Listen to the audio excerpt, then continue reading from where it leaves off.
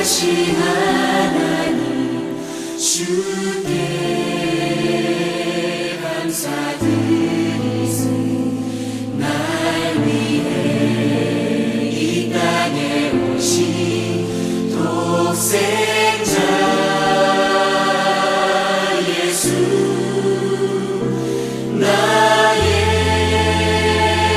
왕과 뜻하게 주를 사랑합니다. 날 위해 이 땅에 오신 독생자 예수. 성도 여러분 안녕하십니까? 한 주 동안 편하셨습니까? 네. 시간이 쏜살같이 지나가서 벌써 7월이 지나고 8월이 되었습니다. 시간이 쏜살같이 지나갈 때마다 시간이 지나간 거에 대해서 후회하거나 이렇다기보다는 나에게 주어진 이 시간이 정말 소중하구나 하는 생각들을 많이 하게 되는데, 특별히 안식일이 되면 지나간 이 엿새 동안의 시간들을 헤아려 보면서 시간들이 하나님께서 나에게 주셨던 그 시간들이 참 소중하고 귀한 시간들이었다. 그리고 이 안식일에는 그 시간들 동안 하나님께서 나에게 주셨던 모든 축복의 시간들을 헤아려 보는 시간이다라는 생각들을 해보게 됩니다. 이 안식일에 여러분들께서 하나님의 전에 오셔서 하나님의 품속에서 하나님께서 엿새 동안 여러분들을 어떻게 인도해 주셨는지를 잘 헤아려 볼 수 있는 그런 시간이 되기를 간절히 바랍니다.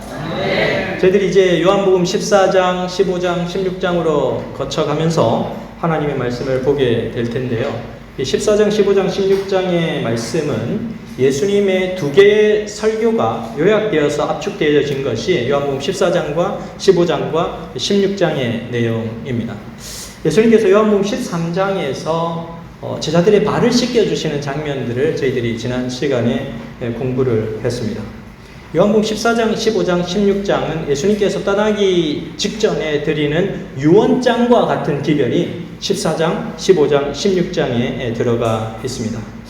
예수님은 이제 하늘나라가 어떻게 작동되는지에 관한 실물 교훈으로서 이제 그 제자들의 발을 씻겨주시는 예수님의 모습을 저희들에게 요한복음 13장에서 저희들에게 보여주셨고, 가룟 유다의 발까지도 예수 그리스도를 십자가의 운명 속으로 내어주는 정말 극적인 순간에 예수님을 배반하는 그 가룟 유다의 발까지도 씻겨주시는 예수님의 사랑, 정말 끝까지의 사랑, 그럼에도 불구하고의 사랑을 보여주셨던 그 예수님의 그 사랑이 하나님 나라의 본질이다. 하나님 나라가 작동되고 움직이고 하나님 나라가 세워지고 하나님 나라가 확장되어지는 것은 그 예수님의 정신이 우리의 마음에 올 때 그러한 하나님의 나라가 우리의 마음속에서도 시작된다라고 하는 말씀이 요한복음 13장의 내용이었습니다. 근데 예수님께서 제자들을 이렇게 만나시고 제자들과 함께하고 이제 예수님께서 떠나가실 시간이 되기 시작하자 예수님께서 계속해서 하시는 말씀이 제자들에게 I will go, 나는 이제 갈 거야, 이런 얘기를 하시는 겁니다. I will go. 도대체 예수님께서 어디로 가신다는 얘기일까? 지난 회기에 우리 대총의 구호가 뭐였습니까? I will go 였습니다. 그래서 지난 4년 동안 I will go, I will go, I will go, 전 세계적으로 제7일 예수 재림교회가 선교 모토로 가지고 있는 것이 I will go 였습니다. 그래서 예수님께서 가신 것처럼 우리도 복음을 들고 세상으로 가자라고 하는 것이 우리의 선교 모토가 되었었습니다. 제자들은 예수님께서 도대체 I will go, I will go 하시는데 도대체 어디를 가신다고 하시는 것일까? 제자들은 궁금하게 생각을 했습니다. 그리고 그 제자들 가운데에서 베드로도 진짜 예수님께서 어디를 가시고자 하시는 거지? 라고 하는 그런 질문을 가지고 있었습니다. 매우 궁금한 상황 가운데 요한복음 13장 36절에서 이렇게 베드로가 예수님께 묻습니다. 시몬 베드로가 이르되 주여 어디로 가시나이까? 예수께서 대답하시되 내가 가는 곳에 내가 지금은 따라올 수 없으나 후에는 따라오리라 라고 예수님께서 말씀을 하셨습니다. 여기 베드로가 주여 어디로 가시나이까? 라고 하는 말의 헬라어가 여러분들이 잘 아시는 코바디스 도미네라고 하는 그런 단어입니다. 이것은 책으로도 출판이 되고 영화로도 제작이 되었습니다. 베드로는 도대체 예수님께서 어디로 가시려고 하시는 것일까? I will go 하시는데 도대체 어디로 가시는 것일까에 대해서 매우 궁금하게 생각을 했습니다. 왜냐하면 예수님께서 가시는 그 길이 자기도 가야 할 길이 될지도 모르기 때문에 계속해서 예수님께서 어디로 가시는지에 대한 초미의 관심사를 가지고 있었던 것이 베드로의 궁금증이었고 베드로의 관심사였고 베드로의 마음이었습니다. 그런데 베드로는 지금까지 예수님께 이런 질문을 한 번도 던져본 적이 없어요. 예수님 어디로 가시려고 합니까? 라는 질문을 던져본 적이 없어요. 그런데 지금 예수님께 드디어 이 질문을 던지고 있는 것입니다. 옛날에는 예수님께서 가시려고 하는 길을 자신이 안다고 생각했는데 최근에 와서는 예수님이 하시는 말씀을 들어보니까 예수님이 가시려고 하시는 길을 도저히 알지 못할 것 같아요. 도저히 예수님께서 뭘 생각하고 계시는지를 종을 잡을 수 없는 것 같은 베드로의 복잡한 속내를 여기에서 드러내 보여주고 있습니다. 어쩌면 자기 자신이 가려고 했던 그 길과는 좀 다른 길을 가시려고 하는 예수님의 모습을 보면서 베드로는 어느 정도의 실망을 했을지도 모릅니다. 제자들 중에 누가 들어보아도 예수님께서 최근에 들어서 하시는 말씀을 들어보면은 그 길은 좋은 길이거나 영광스러운 길이거나 미래에 대한 어떤 보장을 주는 길이거나 미래에 내가 어떤 큰 축복을 얻을 수 있는 그런 약속이 담겨진 그런 보증에 관한 길을 가시려는 길이 아니라 예수님 뭔가 모르게 고난의 길, 통곡의 길, 슬픔의 길, 어떤 그런 길을 가시려는 듯한 느낌이 든다는 거죠. 그러니까 베드로의 마음은 기쁘지 않은 거예요. 예수님께 왜 도대체 그런 길을 가시려고 하시는 걸까라고 하는 것입니다. 그래서 예수님께 던지는 질문이 커바디스 도미네라고 하는 질문이었습니다. 커바디스는 어디로 가시려나이까? 도미네는 주님이시여 라고 하는 그런 질문이었습니다. 시몬 베드로가 이르되 주여 어디로 가시나이까? 예수께서 대답하시되 내가 가는 곳에 내가 지금은 따라올 수 없으나 후에는 따라오리라. 이 말씀을 들었는데 베드로가 어떤 마음이 들었을까요? 어디를 가시길래 도대체 지금은 내가 따라갈 수 없으나 나중에는 따라오리라 라는 말씀을 들으니까 이건 굉장히 더 미묘해지는 겁니다. 네, 사람이 생각할 때 내가 지금 도저히 따라갈 수 없는 길이라면은 이건 어느 정도 유추가 가능한 길인 거예요. 네, 그래서 이제 베드로는 점점 예수님께서 가시려고 하는 길이 정말 무언가 죽음의 길, 십자가의 길, 자신을 온전히 희생하는 길, 뭔가 그런 길을 예수님께서 가시려고 하시는 듯하다라고 하는 그런 추측을 그가 조금 가진 듯해요. 그래서 요한복음 13장 37절에 뭐라고 하냐면 베드로가 이르되 주여 내가 지금은 어찌하여 따라갈 수 없나이까? 주를 위하여 내 목숨을 버리겠나이다. 추측할 수 있는 게 예수님께서 그런 비장한 얘기를 하신다면은 죽는 거 외에는 내가 다 따라갈 수 있는데 예수님이 가시면 지구 끝까지라도 따라갈 수 있는데 못 온다고 하니 죽음을 의미하는 걸까? 라고 하는 생각을 했을 수도 있다는 거죠. 그러니까 자기도 목숨을 버리겠다 라고 그렇게 얘기를 해주고 있는 것입니다. 그러나 베드로가 그런 강렬한 그런 결심을 얘기했지만 예수님께서는 베드로의 연약성을 너무 잘 알았습니다. 그가 그렇게 강렬하게 얘기하고 강렬한 믿음을 예수님 앞에 고백하는 듯 하였지만 예수님은 요한복음 13장 38절에 이렇게 얘기합니다. 예수께서 대답하시되 내가 나를 위하여 내 목숨을 버리겠느냐? 내가 진실로 내게 이르노니 다 굴기 전에 내가 3번 나를 부인하리라. 이렇게 예수님께서 말씀하시는 겁니다. 베드로의 정곡을 찔렀습니다. 우리의 마음과 생각과 행동 사이에는 엄청난 거리가 있다는 사실을 예수님께서 아셨어요. 사람이 머리에 생각한 것이 가슴으로 내려오기까지는 엄청난 시간이 걸린다고 하죠. 예수님은 그걸 아셨습니다. 작심삼일이라는 말이 이해가 되는 것이죠. 예수님은 베드로의 부족함을 정말 잘 아셨습니다. 여러분, 언제 우리가 좀 불안하고 두렵고 이런 마음이 드는 것은 언제 그런 마음이 듭니까?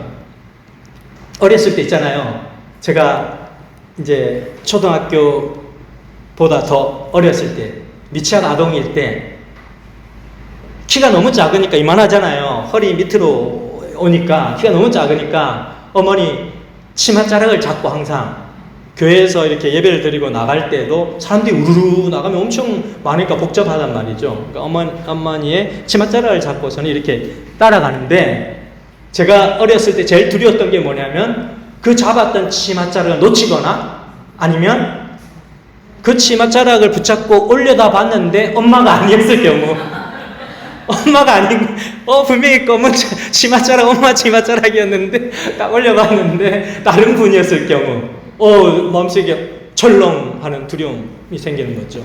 내가 어디로 가야 할지 모를 때, 내 목적지가 사라졌을 때 사람은 두려워하게 되는 것입니다.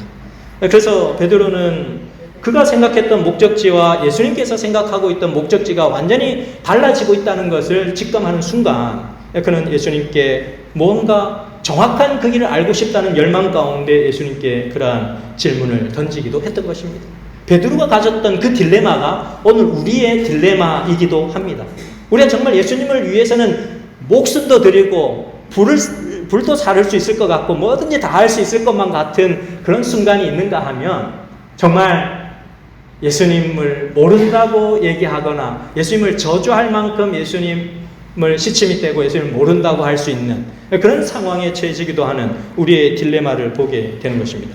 요한복음 13장 38절 말씀을 보시면 예수께서 대답하시되 내가 나를 위하여 내 목숨을 버리겠느냐 내가 진실로 진실로 내게 이르노니 닭 울기 전에 내가 3번 나를 부인하리라 이렇게 말씀하셨는데 저는 이 말씀을 보면서 예전에 어렸을 때는 야 정말 베드로가 믿음이 없는 사람이구나 닭 울기 전에 3번 부인한다고 했으니까 얼마나 많이 예수님을 부인하고 저주하고 예수님을 배반할 사람이 이 사람인가라는 생각을 했었지만 제가 살아오면서 제 인생의 과정을 생각해봐도 수백 번 예수님을 부인하면서 살아온 것 같은 느낌이 들면서 베드로는 엄청난 의인인데 이런 생각이 드는 그런 생각들도 들었습니다.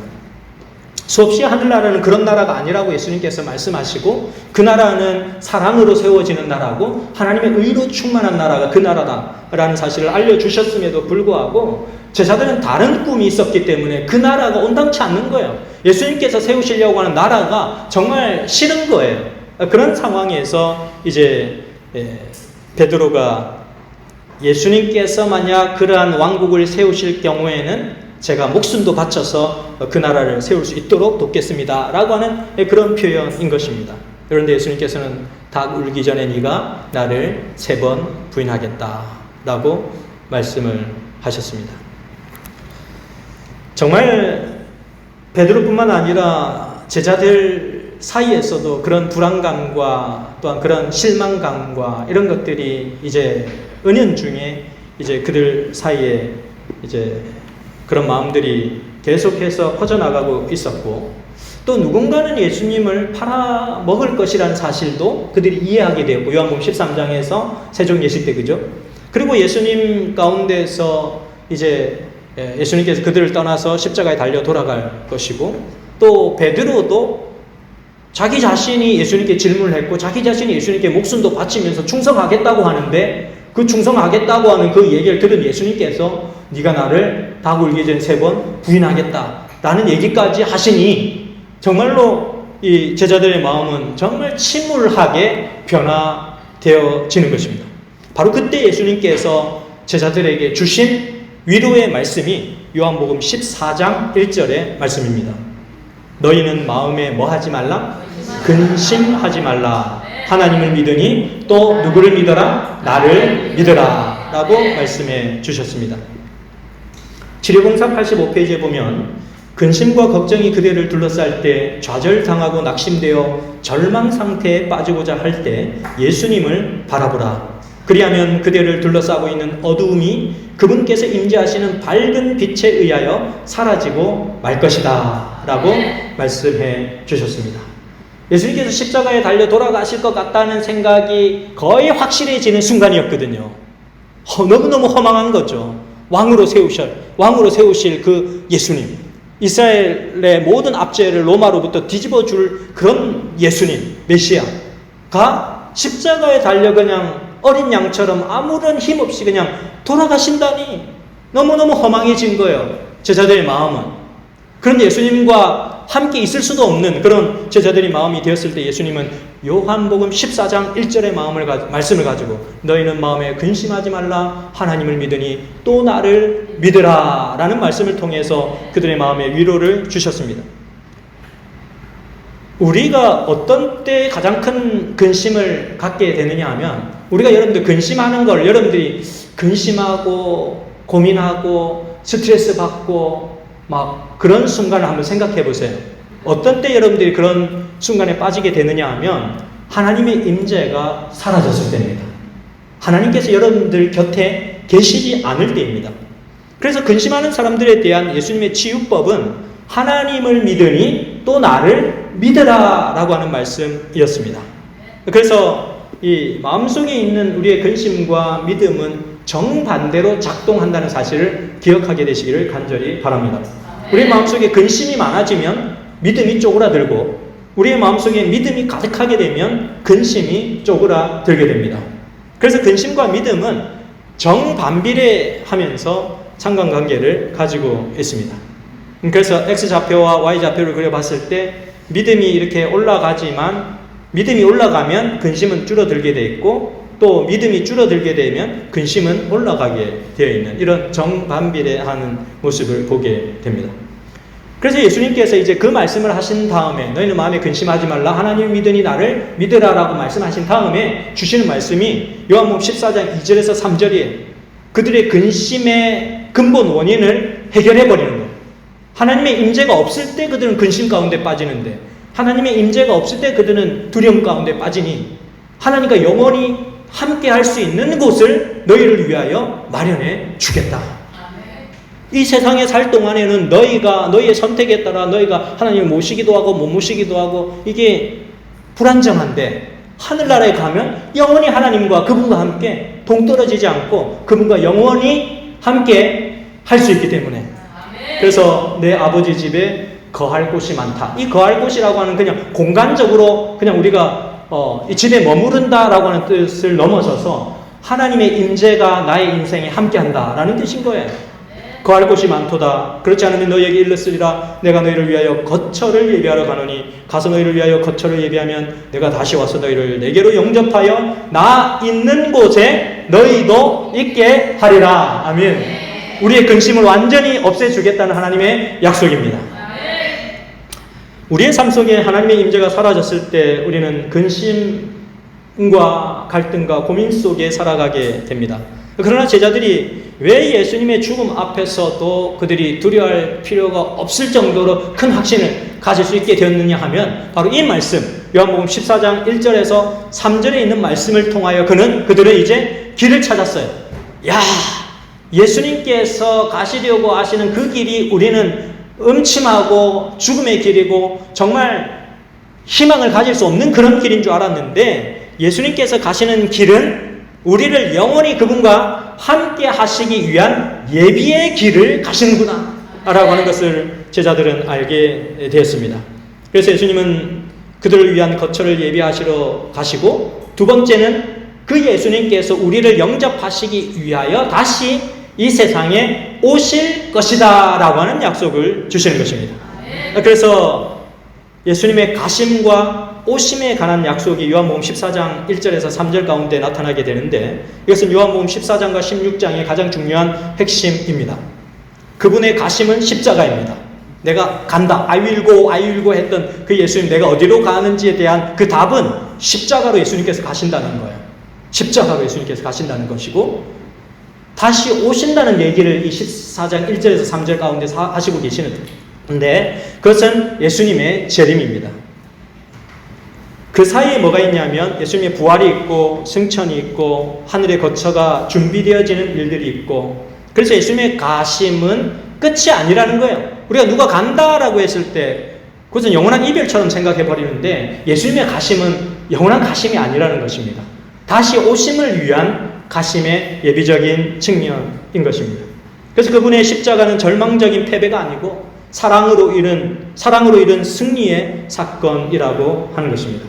그 결과로 하늘에 뭐가 생겼습니까? 하늘에 우리가 거할 처소가 생겨나는 것입니다. 예수님께서 가셔야 돼요. 안 가시면 그 자리가 안 생기는 거예요. 내가 너희를 위하여 처소를 예비하러 가노니 라고 했는데 그 처소는 예수님께서 가셔야만 생기는 자리가 그 자리인 거예요. 예수님의 사역과 성령의 사역이 없으면 우리가 하늘에 절대로 가할 수 있는 자리를 우리는 확보할 수 없는 것입니다. 시대소망 663페이지에는 이렇게 얘기합니다. 그리스도께서 떠나시는 목적은 제자들이 염려하는 바와 정반대였다. 이것은 최후의 이별을 의미하지 않았다. 그리스도께서는 제자들을 위하여 처소를 준비하려고 떠나고자 하셨으며 다시 오셔서 그들을 그분에게로 영접하실 것이다. 예수께서 제자들을 위하여 큰 저택들을 짓고 계시는 동안 제자들은 거룩한 모습을 따라 품성을 건설해야만 하였다라고 기록하고 있습니다. 하나님께서 내 아버지 집에 거할 곳이 많다라고 말씀을 하셨습니다. 하늘나라에 가면은 우리가 거할 장소가 많은 것, 그 공간적인 장소에 많은 장소일 뿐만 아니라 하나님의 임재가 우리가 어디를 가든지 하나님의 임재가 따라가는 그런 곳에 우리가 살게 된다는 뜻입니다. 우리 이 지구상에 모든 사람들이 다 들어갈 정도로 넓은 곳이 하늘이기도 하지만 그런 의미에서 물리적 측면에서 넓은 곳, 거할 곳이 많다라는 뜻이 되기도 하지만 우리가 어디를 가든지 하나님의 임재, 하나님께서 내 곁에 계시고 하나님과 대화할 수 있고 하나님의 축복 속에 내가 거할 수 있는 그런 장소로서의 거할 곳이 많다라고 하는 하나님의 음성을 우리가 들을 수 있는 것입니다. 예수 그리스도의 품성은 사랑인데 그 사랑이, 품성이 건설된다고 하는 것은 내 악한 품성과 내 잘못된 습관과 버릇이 고쳐져 가지고 더 선한 행위로 바뀌어지는 것을 포함하긴 하지만 그것을 넘어서서 하나님의 사랑이 우리가 이루어야 할 품성입니다. 하나님의 사랑이 들어오는 것입니다. 그 하나님의 사랑이 들어왔을 때에 하나님의 영역이 생겨나고 그 영역 속에서 성령께서 우리를 위하여 하나님 나라를 건설하시는 일을 하시는 것입니다. 그래서 제자들이 예수님의 가심 때문에 근심하지 말아야 할 또 다른 이유가 생겨난 거예요. 요한복음 14장 3절 말씀을 보시면 가서 너희를 위하여 거처를 예비하면 내가 다시 와서 너희를 내게로 영접하여 나 있는 곳에 너희도 있게 하리라. 다시 오시겠다는 약속입니다. 예수님께서 재림하시겠다는 거예요. 예수님께서 영원히 떠나가시고 끝난 이별이 아니라 예수님께서 다시 오셔서 우리를 그분과 함께 영원히 살 수 있도록 하나님께서 약속해 주신다는 얘기를 하시고 계시는 것입니다. 그래서 예수님이 오시면 이 땅에서 있는 모든 근심, 걱정, 눈물, 오해, 시련, 아픔, 이 모든 것들이 다 사라지는 것이 예수님께서 다시 오심입니다. 예수님께서 오시기 때문에 우리는 더 이상 이제 근심할 필요가 없는 것이죠. 제자들은 그것을 붙잡아야 했었어요. 그래서 예수님께서 그 메시지를 제자들에게 하신 것입니다. 두 번째 말씀, 예수님께서 곧바로 4절에 이어서 말씀을 하시는데 내가 어디로 가는지 그 길을 너희가 아느니라. 그 전까지는 너희가 도무지 알지 못한다. 왜 내가 가는 길을 자꾸 묻고 질문하냐. 실제로 몰랐어요. 제자들이 실제로 몰랐습니다. 근데 이제는 그들이 이제 눈치채기 시작했고 이제는 그 예수님의 십자가의 행을 그들이 이해하기 시작한 것입니다. 그리고 더 나아가서 예수님께서 다시 이 땅에 오신다는 기별까지 제자들에게 증거가 되었어요. 그러니까 이 제자들은 최초의 안식일 준수자였을 뿐만 아니라 최초의 재림을 사모하는 재림 신자였던 것이죠. 요한복음 14장 1절에서 3절을 통해서 우리는 재림의 약속에 대한 분명한 말씀을 확인해 볼 수가 있습니다. 그래서 제자들이 예수님의 재림을 이해하게 되면 예수님의 십자가의 죽음과 부활과 승천과 하늘 성소에서의 그분의 중보와 이 땅에 다시 오는 재림의 사건까지 일련된 모든 사건에 대한 이해를 다 가질 수 있는 거예요. 그래서 예수님께서 가시는 길에 대한 이해와 예수님께서 오시는 길에 대한 이해가 연결되어 있다라고 하는 사실입니다. 요한복음 14장 6절에서 예수님은 진리의 말씀의 핵심을 이렇게 얘기해 주십니다. 예수님께서 이르시되 내가 곧 길이요 진리요 생명이니 나로 말미암지 않고서는 아버지께로 올 자가 없느니라 라고 말씀해 주셨습니다. 예수님께서 가시는 길은 십자가의 길인데 그 길이 구원의 길이라는 것입니다. 그 길을 통과하지 않고서는 어떤 사람도 하나님께로 갈 수가 없다는 거예요. 그러니까 예수님께서 십자가로 가셔야만 한다는 것입니다.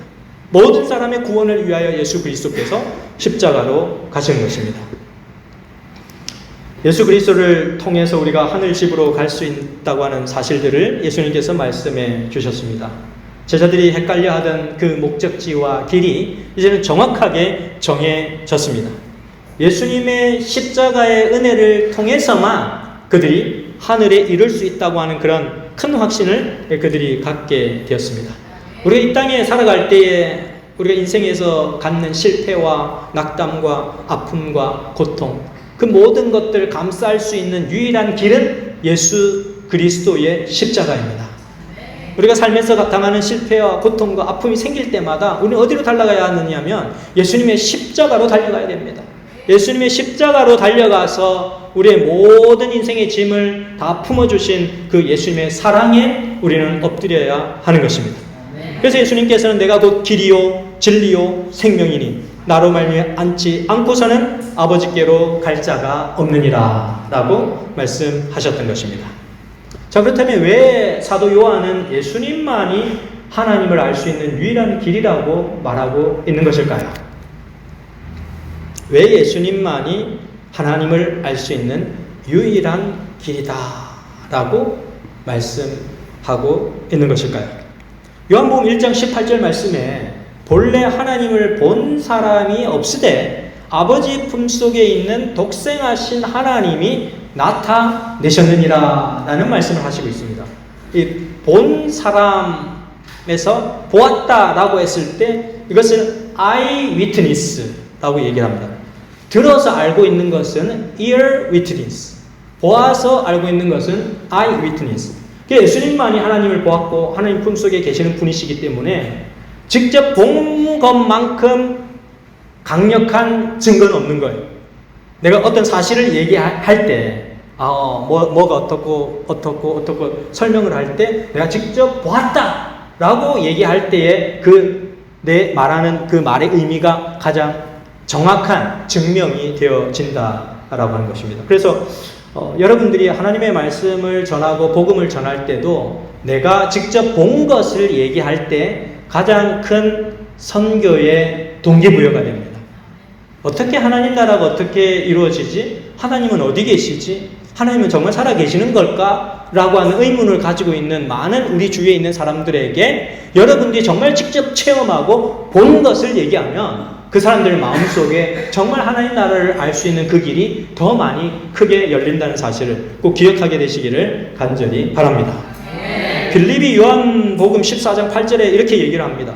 빌립이 이르되 주여 아버지를 우리에게 보여주옵소서 그리하면 족하겠나이다. 그렇게 빌립이 질문을 했습니다.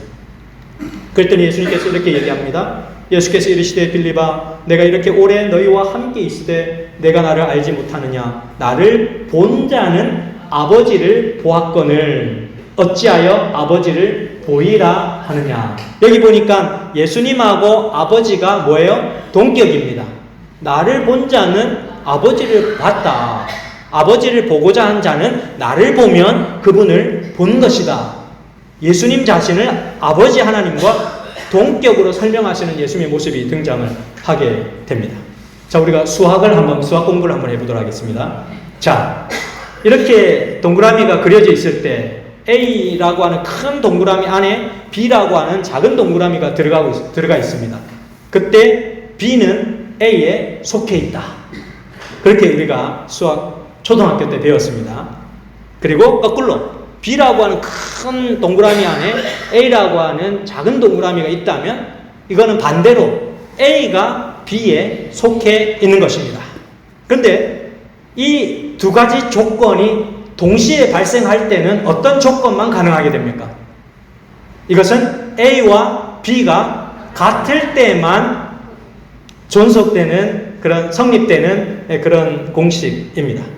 요한복음 14장 10절에 예수님께서 하시는 말씀이 지금 그 말씀이에요. 내가 아버지 안에 거하고 아버지께서 내 안에 거하시는 것을 내가 믿지 아니하느냐. 동격이라는 얘기죠. 예수님과 아버지가 같다라는 얘기를 하시는 거예요. 내가 너에게 이르는 말은 스스로 하는 것이 아니라 아버지께서 내 안에 계셔서 그의 일을 하시는 것이라 라고 말씀하셨습니다. 여러분, 누가 누구 안에 거한다라는 말을 예수님께서 요한복음 14장에 많이 하고 계시는데 누가 누구 안에 거한다라는 말은 무슨 말입니까, 여러분? 무슨 말이에요? 네? 하나가 된다. 네. 예를 들어서 너는 내 안에 있어. 야, 너는 내 안에 있어. 이런 말을 누가 했다고 합시다. 그럼 그 말은 무슨 말이에요? 내가 너를 사랑한다. 네가 내 안에 있다. 이 말은 내가 너를 사랑한다. 이런 뜻입니다.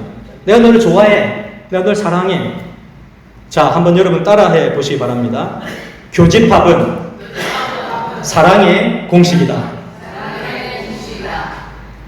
이 공식을 우리의 신앙생활에 우리가 적용해 보면 우리가 예수님 안에 거한다고 하는 것이 얼마나 축복된 사건인지 모릅니다. 우리가 예수님 안에 거한다고 하는 것은 예수님의 그 놀라운 사랑의 대상으로 우리가 정해졌다라는 그러한 뜻인 것입니다. 하나님께서 예수님 안에 거하시면 하나님께서 그분의 일을 하신다고 말씀하고 계시고, 이와 마찬가지로 우리 안에 예수님께서 계시면 그분의 일을 그분께서 해 나가시는 것입니다. 날마다 예수님을 묵상하시고 예수님 안에 거하시기 위하여 기도하시는 여러분과 제가 되시기를 간절히 바랍니다. 예수님께서 내 안에 사신다고 하는 것, 내가 예수님 안에 산다고 하는 것은 정말 사랑에 밀접한 관계가 되는 것을 의미하고 있는 것입니다. 그래서 제자들은 이 관계를 이해하기 시작했어요. 십자가에 가시는 예수님의 그 깊은 그분의 뜻을 이해하기 시작했고, 예수님이 얼마나 그들을 죽기까지 사랑하셨는지에 그에 대한 사랑을 그들이 이해하기 시작했고, 그래서 그들도 예수님을 향하여 그 사랑을 드리는 그런 제자들의 모습을 우리가 보게 되는 것입니다. 그래서 요한복음 14장에 등장하는 이 근심하는 제자들을 위로하시는 예수님의 두 가지의 약속은, 첫 번째는 예수님의 다시 오심과 두 번째는 예수를 대신해서 오시는 분에 관한 얘기를 예수님께서 하시는 것입니다. 예수님께서 이제 제자들을 위하여 떠나셔야 되는데, 세상 모든 사람들의 구원을 위하여 떠나셔야 되는데, 그것은 폭탄과 같은 선언이었고 그들은 절망에 이르는 그런 얘기였지만, 이제 그 큰 두려움이 사라져 가고 있었어요. 근심이 없어져 가고 있었어요. 예수님의 말씀을 통해서, 예수님께서 말씀하신 기별을 통하여서 예수님께서 가셔야만 그들에게 희망의 빛이 있고 그들에게 영원한 생명이 있고 그들에게 삶에 희망이 있다는 사실을 이해하기 시작했는데, 거기다가 보너스로 예수님께서 무슨 말씀을 하시느냐 하면, 내가 떠나야 되는데 떠나야지만 오시는 분이 있다 라는 얘기를 하시는 거예요. 예수님께서 제자들을 데리러 다시 오시겠다고 약속하신 다음에 예수님께서 내가 떠나가면 보혜사 성령이 오시겠다라는 말씀을 주셨습니다. 내가 아버지께 구하겠으니 그가 또 다른 보혜사를 너희에게 주사 영원토록 너희와 함께 있게 하리니 그는 진리의 영이라. 세상은 능히 그를 받지 못하나니 이는 그를 보지도 못하고 알지도 못함이라. 그러나 너희는 그를 아나니 그는 너희와 함께 거하심이요 또 너희 속에 계시겠습니다. 아멘. 우리 불안정한 인간의 믿음과 순종을 가지고서는 하늘나라에 가기에 너무 턱없이 부족한 것. 제자들의 모습을 봐도 예수님과 3년 반 동안 함께한 그들이, 예수님을 직접 보고 느끼고 경험해서 동고동락했던 그들조차도 예수님의 십자가를 이해하지 못했는데, 오늘날 2000년 이상 지나간 엄청난 거리에 멀리 살고 있는 우리가 어떻게 예수님의 그 사랑을 이해하겠습니까? 그러나 예수 그리스도께서는 그런 불안정한 우리의 모습을 넘어서서 성령의 임재를 통하여 예수님께서 우리와 영원히 함께 하시겠다라는 약속을 주시고 있는 것입니다. 그래서 예수님의 가심과 성령의 오심은 연결되어 있습니다. 예수님께서 이제 아주 중요한 일을 말씀을 하시는데 12절에 내가 진실로 진실로 너희에게 이르노니 나를 믿는 자는 내가 하는 일을 그도 할 것이요 또한 그보다 큰 일도 하리니 이는 내가 아버지께로 감이라. 이 요한복음 14장의 이제 결론적인 부분의 메시지거든요.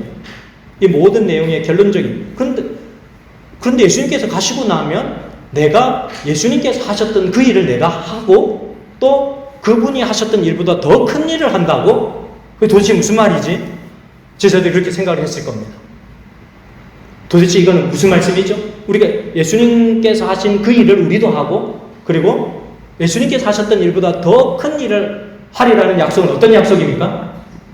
성령의 임재를 통하여 일어날 일에 대한 것을 얘기해 주시는 것입니다. 예수님께서 이 땅에 오셔서 하셨던 일들은 육체적인 한계를 가지고 예수님께서 하셨던 일이고, 그래서 예루살렘과 온 유대와 그런 이스라엘 백성들이 있는 그 지역의 한계적인 시간과 영역 가운데서 예수님께서 일하셨지만 성령께서 오시게 되면 그 모든 인간이 가졌어야 할 그 영역보다 훨씬 더 큰 영역의 일들을 성령을 통해서 하게 되실 것이라는 약속을 우리에게 말씀해 주시고 계시는 것입니다. 성령 하나님, 우리의 마음속에 성령 하나님을 모시게 되면 정말 놀라운 일들이 이루어지게 될 것이라는 약속을 주시고 계십니다. 요한복음 14장 13절에 예수님께서 말씀하십니다. 너희가 내 이름으로 무엇을 구하든지 내가 행하리니 이는 아버지로 하여금 아들로 말미암아 영광을 받으시게 하려 함이라. 그리스도인들이 가장 그리스도인다워지는 때는 성령께서 함께 하시는 때입니다. 성령께서 우리 안에 거하시고 우리가 예수님의 이름으로 무엇인가를 구하면 아버지 하나님께서 시행하시겠다고 말씀해 주시는 것입니다. 초대교회 성도들은 이것을 믿었고 오늘날 우리는 이것을 좀 덜 믿는 그런 모습의 차이가 있습니다.